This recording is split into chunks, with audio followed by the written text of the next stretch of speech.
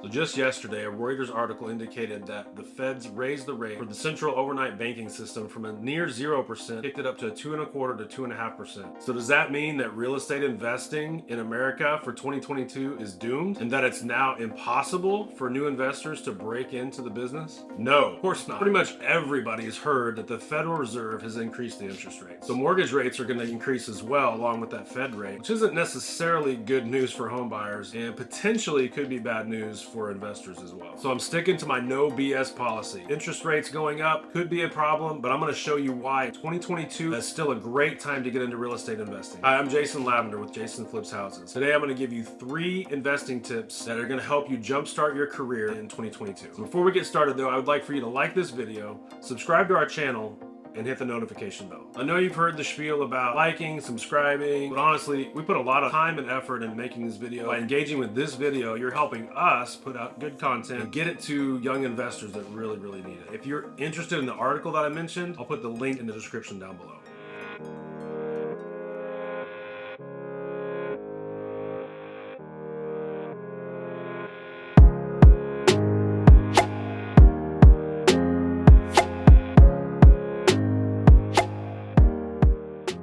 All right, so tip number 1 is about rising mortgage interest rates. So rising mortgage interest rates sound bad? Maybe. It's all a matter of perspective. Sure, it's going to be harder for home buyers looking to get a home to find a loan from a bank. So you're probably thinking if less buyers can afford the new mortgage rate, then demand's going to go down. Lower demand means less opportunity. But that's way too simplistic. When there are challenges in the market, you have got to pivot. So instead of just looking for fix and flip opportunities, maybe you need to consider rentals. So when mortgage rates go up and buyers are pushed out of the market, what do you think they're going to do? So some stay where they are. Sometimes people move in with relatives and whatnot. The real answer is they're going to be looking for rentals and either wait for the market to flatten out a little bit and interest rates to come down, or increase wages so they can actually afford these new interest rates. So this is just one example of how you can effectively pivot your business strategy and take advantage of what the market's giving you. So do your research and figure out where these buyers are going. They're going somewhere. You need to find out where these buyers are going and be ready to meet their needs wherever they're at.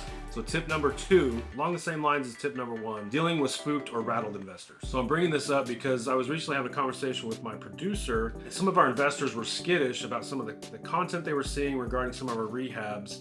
And when things don't quite go right, sometimes people panic. So for instance, I made a joke about a forgotten flip. So we had a flip where we had several contractors fall through. We just weren't getting it off the starting line. So I got a message from one of our investors on that project and said, "What do you mean the flip is forgotten? You forgot about our deal?" So looking back, he was understandably concerned, and rightfully so. And I just had to reassure him that even though we had some hiccups on the deal, we were back on track and we were back underway. So it got me thinking, like, what could I have done other than, not calling that flip a forgotten flip that really would have and should have set my investor's mind at ease? I've got to let them know that, not everything goes perfectly. It's a rehab, it's a construction process. We can't control everything. We're upfront now with our investors and letting them know point blank that, we are in control. We need them to feel assured that we get that project across the finish line. So going forward, I have to be very careful about how I word things with my investors. And I just wanted to know that sometimes things are outside our control, but we've got it back on track and we're underway.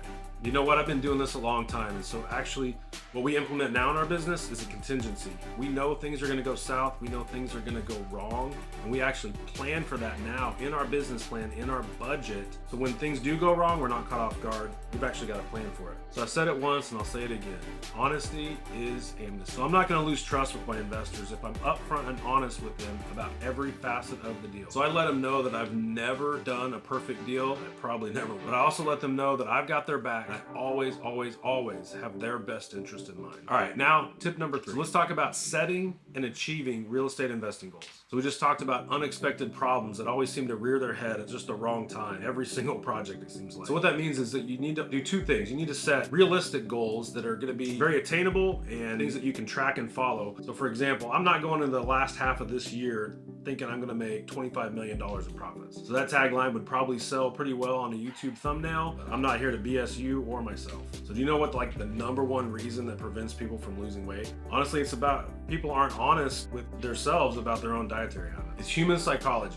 We're trying to shield ourselves from our own destructive habits. And the person we end up lying to the most is ourselves. So don't let some social media influencer or some real estate guru tell you that this is easy, and you're gonna be a millionaire in 6 months or something. So look, maybe you are the person that can pull it off. Maybe that fits your goals. That's great. But you know what? That's probably not you. That's definitely not me. And it's probably not most of the people that are getting into real estate investing. So it's a great goal to set and get your credit cards all paid off by the end of the year. So it's a great goal to maybe get out of your studio apartment and into a 2-bedroom house. So these are great goals and obtainable, and you will meet them. You've got to take action though. And when I say right now, I mean now. Because like I said at the beginning of the video, now is the time to get into real estate investing. Your past is gone. Your future is made up of all the times that you grab hold of the present. Now, I'm not trying to BS you. Like I said, we have a policy against that. We are just now starting to cool off from one of the highest demand, lowest supply housing inventory that we've seen in the last 100 years. The salad days aren't over. Take this as a call to action to get into real estate today. 316-217-9675. 316-217-9675. Claim your free 1-hour discovery call and see how much we can help you in just 1 hour. See what an hour can do, not only for your knowledge of real estate investing, but your motivation to become financially free. And you know what? If you're in the Wichita area and you want to be part of our Elevate REI Mentoring program, elevatereimentoring.com, and fill out the form on the homepage. We are always looking for new students who are ready to take their first step on their path to financial freedom. So there you go. 3 successful real estate investing tips to finish 2022 strong. So like I said before, like this video, subscribe to our channel, and hit the notification bell. So I really hope this video was helpful for you, and I'll see you next week.